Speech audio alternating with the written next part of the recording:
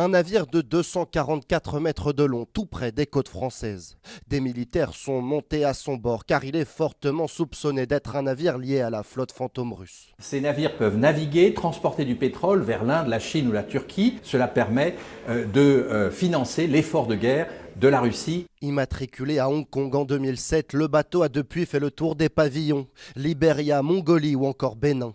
Le Boracay, comme il est aujourd'hui nommé, a suivi ces derniers jours un mystérieux itinéraire. Parti de Russie le 20 septembre pour naviguer vers l'Inde, il arrive 48 heures plus tard en mer Baltique. Pendant plusieurs jours, il contourne le Danemark. Au même moment, des drones apparaissent dans le ciel danois. Dans la nuit du 27 au 28 septembre, le navire se rapproche de Saint-Nazaire. Il faut donc inspecter ce navire pour voir exactement quelle est sa cargaison.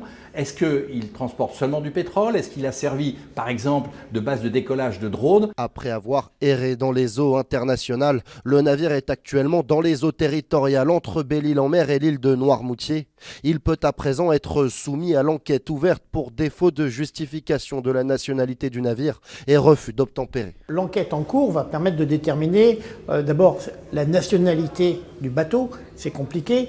Le bateau s'est présenté comme étant sous pavillon du Bénin. Il faut connaître aussi le propriétaire du bateau. L'enquête judiciaire en cours peut permettre de déterminer. 2 gardes à vue sont actuellement en cours. Les 2 personnes interpellées se présentent comme le commandant du navire et son second.